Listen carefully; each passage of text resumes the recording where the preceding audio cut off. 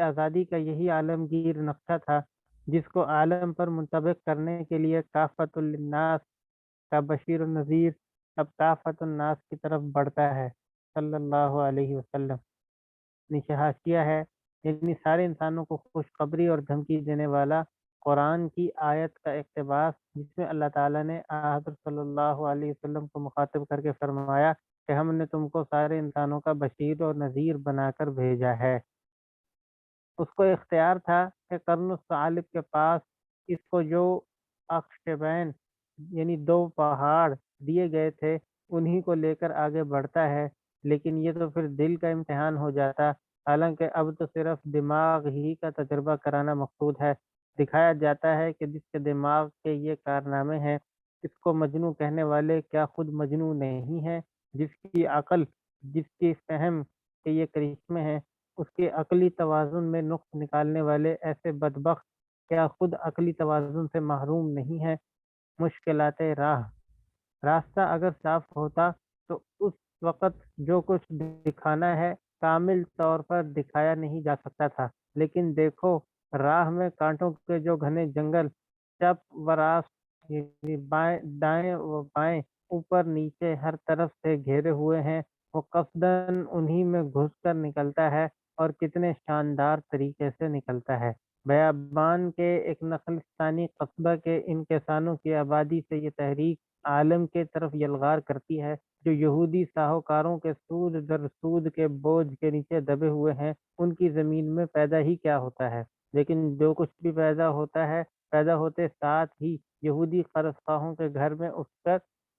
یہودی قرض خواہوں کے گھر اٹھ کر چلا جاتا ہے۔ زیادہ دن نہیں ہوئے تھے کہ اس چھوٹی سی آبادی کے دو خاندان اپنی خانہ جنگی میں رہے سہے جوانوں اور سرداروں کو بھی کھو چکے ہیں۔ ان کے ساتھ اپنے دھن یعنی مال و دولت سے، وطن سے بچھڑے ہوئے کچھ لوگ اور بھی شریک ہیں، جن کی تعداد 100 سے زیادہ نہیں ہے۔ ان کا یہ حال ہے۔ دوسری طرف سارا عرب ایک کمان بن کر اس تحریک کو اور تحریک والوں کو نشانہ بنائے ہوئے ہمیشہ کے لیے نیست و نابود یعنی ختم کرنے پر تلا ہے۔ یہودی اپنی مہاجنی یعنی سودی تجارت کی کساد بازاری یعنی بازار میں خرید و فروخت کے نہ ہونے سے گھبرا کر ان تمام قلعوں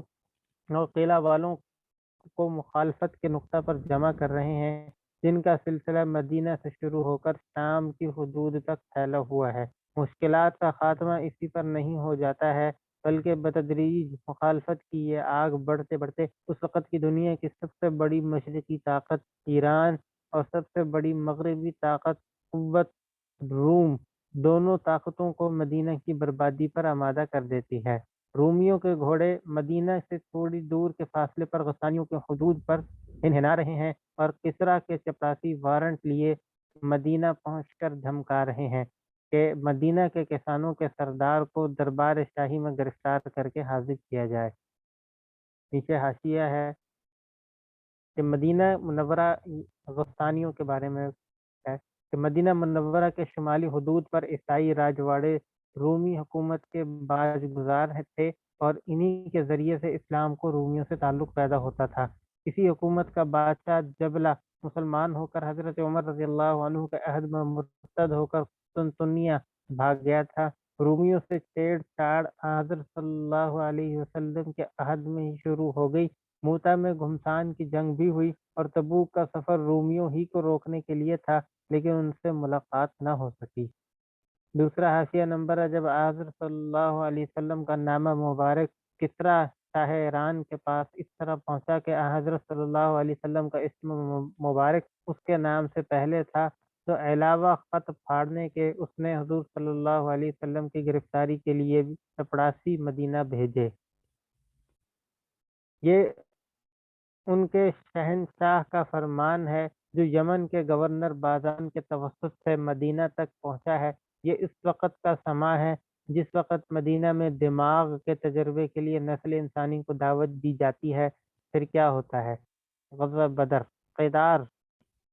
یعنی حضرت اسماعیل علیہ السلام کے 12 بیٹوں میں سے ایک بیٹے کا نام قیدار تھا، جس کی نسل سے قریش تھے، اسی لیے بائبل میں ان کا ذکر قیدار کے لفظ سے کیا جاتا ہے۔ قیدار کی ساری حشمت جیسا کہ یوشع نبی نے کہا تھا، 1 سال ٹھیک مزدوروں کے 1 سال کے اندر بھج کر جل کر راکھ ہو جاتی ہے۔ علو و کبریائی کا جو نشہ ان کے قدم کو جمنے نہیں دیتا تھا، ہٹ کر ہوا ہو گیا۔ جو سب سے بڑا تھا سب سے چھوٹے کے ہاتھوں قتل ہوا۔ نیچے حاشیہ نمبر 2 ہے کہ ابو جہل کا دوسرا خطاب، ابو جہل جس کا دوسرا خطاب فرعون هذه الامہ یعنی اس امت کا فرعون تھا، ایک کم سن انصاری لڑکے کے تلوار سے قتل ہوا۔ عبداللہ بن مسعود رضی اللہ عنہ نے جب اس کا سر کاٹنا چاہا تو اس کا یہ مشہور فقرہ تاریخ میں محفوظ ہو گیا کہ سردار کی گردن ہے ذرا نیچے سے تراشنا، تاکہ مقتولوں کے صف میں جب میرا سر رکھا جائے تو اونچا نظر آئے۔ قریش کے 70 سورما یعنی بہادر مارے گئے اور یوں کردار کی حشمت خاک میں مل گئی۔ وہی عرب جو ایک کمان سے تیر بن کر اس کونے کے پتھر پر گرے تھے، جیسا کہ کہا گیا تھا، جو اس پر گرتا ہے چور چور ہو جاتا ہے، چور چور ہو کر اس طرح بدلے تو جو دشمن تھے وہ دوست ہو گئے۔ جن پر تلوار چلائی گئی وہ نہیں، بلکہ جنہوں نے تلوار چلائی انہوں نے مسلمان ہو کر ان جھوٹوں کو جھٹلایا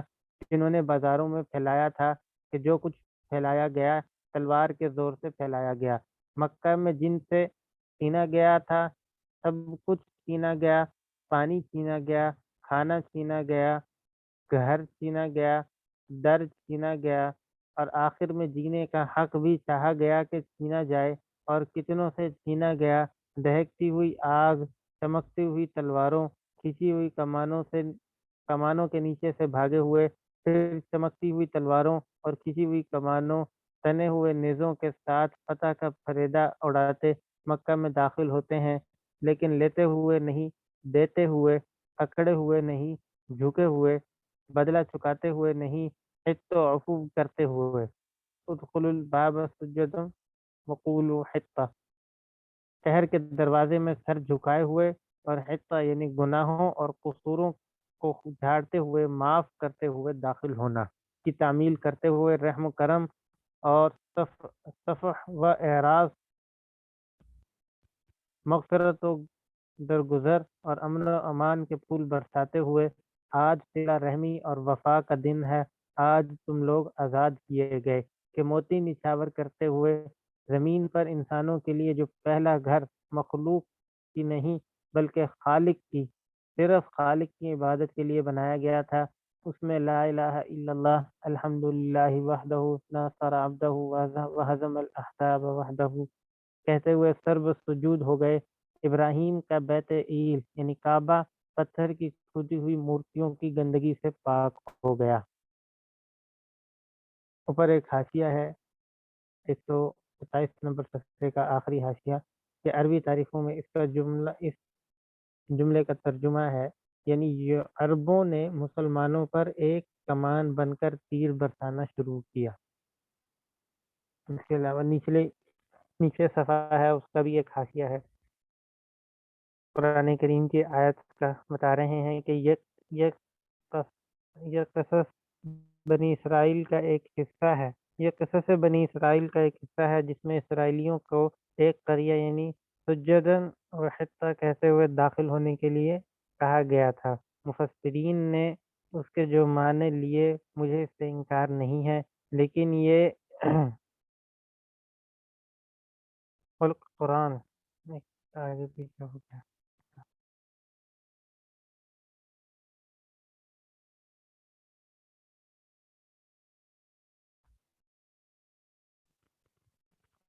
اور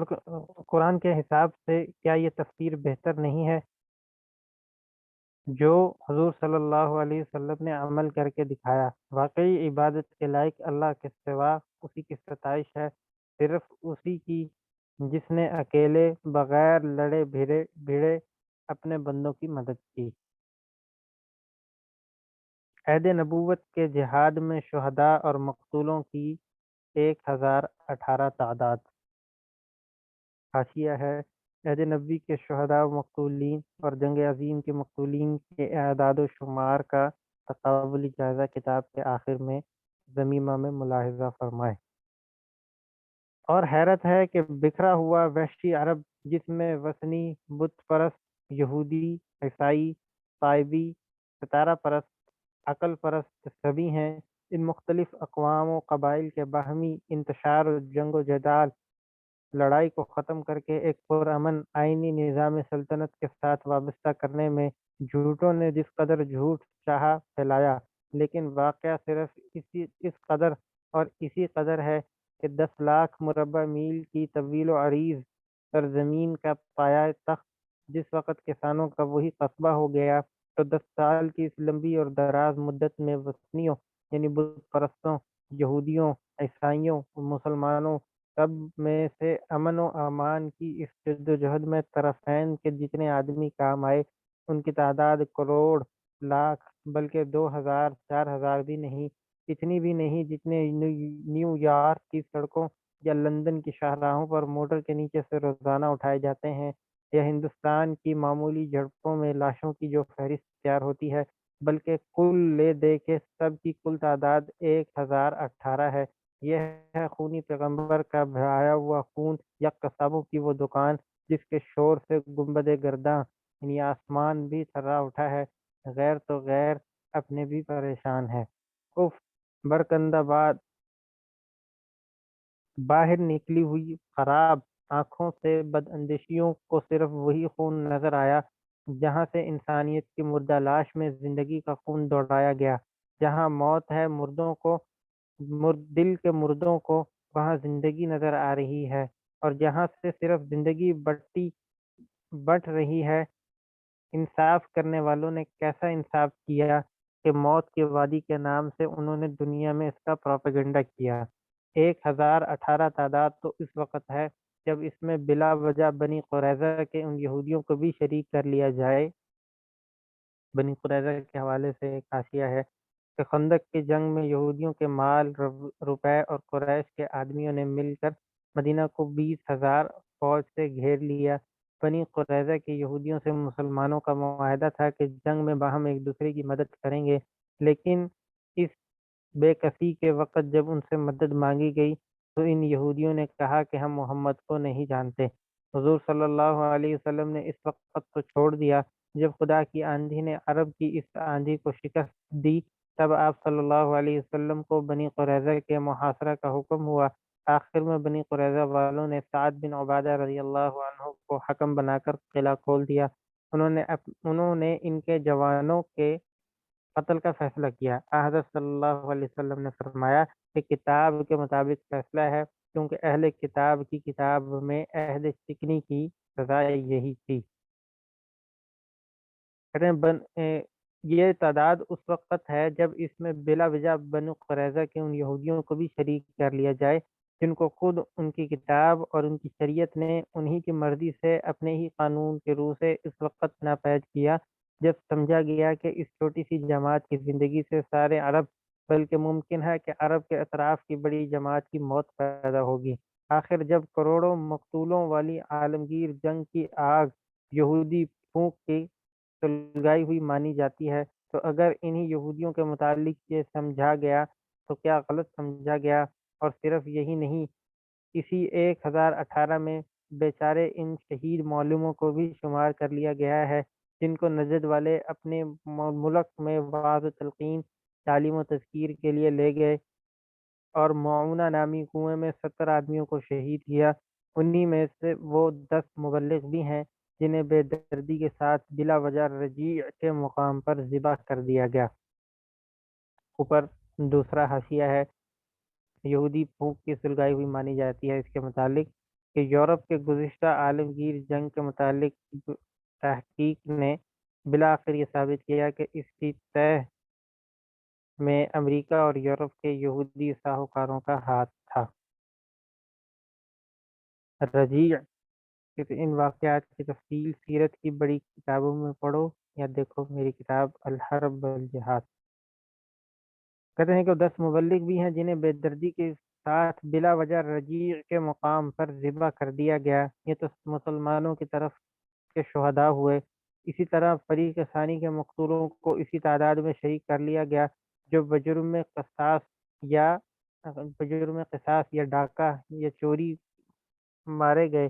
یا گرفتاری کے سلسلے میں قتل ہوئے، لوگ سوچتے نہیں، ورنہ 10 سال کی اس طویل مدت میں اگر جنگ کا اطلاق کسی معرکہ یا مہم پر ہو سکتا ہے تو وہ بدر ہے، جس میں 22 مسلمان اور 70 قریش کے، اسی طرح احد میں 70 مسلمان اور 30 قریشیوں کے آدمی کام آئے، بشرطے کہ 1500 آدمیوں کے مجمع اور ان کی باہمی آویزش کا نام جھڑپ کی جنگ، بشرطے کہ 1500 آدمیوں کے مجمع اور ان کی باہمی آویزش کا نام بجائے جھڑپ کے جنگ اور بیٹل رکھا جائے۔ بہرحال قریشیوں سے جو کچھ چھیڑ چھاڑ ہوئی وہ اسی پر ختم ہو گئی، نہ خندق میں بازار قتال گرم ہوا، نہ مکہ میں خون ریزی ہوئی۔ اس کے بعد ایک دو مارکے یہودیوں سے ہوئے، جن میں خیبر سب سے اہم ہے، اس میں 18 مسلمان شہید اور 93 یہودی مارے گئے۔ عیسائیوں سے موتا میں گھمسان کی لڑائی ہوئی، لیکن اس گھمسان میں بھی کل مسلمانوں کے 12 شہیدوں کا حال معلوم ہوا۔ اس کے سوا کچھ ڈاکوؤں کا تعاقب ہے، چوروں کا پیچھا کیا گیا، باغیوں کی سرکوبی کے لیے کوئی دستہ روانہ کیا تھا، جس میں اکثر مواقع پر جنگ کی نوبت ہی نہیں آئی۔ بہرحال اگر خالص لڑائی اور جہاد کے شہیدوں اور مقتولوں کا حساب کیا جائے تو ان کی تعداد 500-600 سے زیادہ اس کل 500-600 سے زیادہ اس کل 10 سال کی مدت کے اندر سارے ملک عرب میں انشاءاللہ ثابت نہ ہوگی۔ حالانکہ مقابلے میں عرب کے وحشی قبائل، طاقتور جمہوریتیں اور بعض سلاطین بھی تھے، لیکن جس کو طائف کے بعد سب کچھ دے دیا گیا تھا، کیوں سوچا جاتا ہے کہ اس کو یہ کیوں کر ملا، اس کے ساتھ ایسا کیوں ہوا کہ جس کی زندگی کا ہر واقعہ اس کی کلمہ دعوت اور دعوی لا الہ الا اللہ کی دلیل ہے، آخر ان واقعات میں بھی اس کو کیوں نہیں ڈھونڈا جاتا؟ الغرض یہ ہے کل 10 سال اور وہ سارے جنگ و جدال جن کے خون کا افسانہ ہزار ہا رنگوں سے رنگین کر کے دنیا کو سنایا جاتا ہے۔ اب دیکھو کہ جہاں انسان مسجود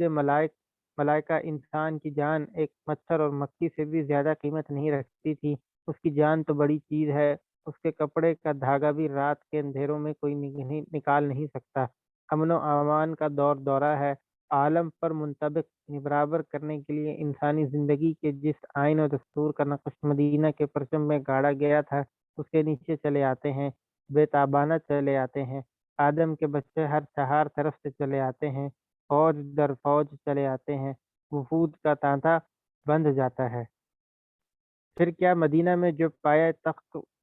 قائم ہوا، وہاں ممبر کی جگہ تخت بچھایا گیا، وہی ممبر ہے، وہی مسجد ہے، وہی جھونپڑے ہیں، وہی چمڑے کا اکھرا ایک ہی طرح کا گدا ہے، نہ حاجب ہے نہ دربان ہے، امیر بھی آتے ہیں، غریب بھی آتے ہیں، دونوں کے ساتھ ایک معاملہ ہے۔ عجب دربار! سلاطین کہتے ہیں کہ شاہی دربار تھا کہ فوج تھی، علم تھا، پولیس تھی، جلاد تھے، محتسب تھے، گورنر تھے، کلکٹر تھے، منصف تھے، ضبط تھا، قانون تھا۔ مولوی کہتے ہیں مدرسہ تھا، درس تھا، واعظ تھا، افتاء تھا، قضاء تھا، تصنیف تھی، تالیف تھی، محراب تھا، ممبر تھا۔ صوفی کہتے ہیں خانقاہ تھی کہ دعا تھی، جھاڑ تھا، پھونک تھی، ورد تھا، وظیفہ تھا، ذکر تھا، شغل تھا، تحنس یعنی چلہ تھا، کریا تھا،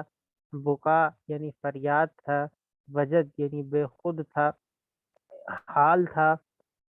کشف تھا، کرامت تھی، فقر تھا، فاقہ تھا، زہد تھا، قناعت تھی، کنکریاں دی جاتی تھی کہ کھارے کنویں کا پانی میٹھا ہو جائے، بچوں کے سر پر ہاتھ پھیرا جاتا تھا، جس کو جو کہہ دیا جاتا تھا پورا ہوتا تھا۔ مگر سچ تو یہ ہے کہ وہ سب کچھ تھا اس لیے کہ وہ سب کے لیے آیا تھا۔ آئندہ جس کسی کو چلنا تھا، جہاں کہیں چلنا تھا، جس زمانے میں چلنا تھا، اسی روشنی میں چلنا تھا۔ ٹھیک ہے جی۔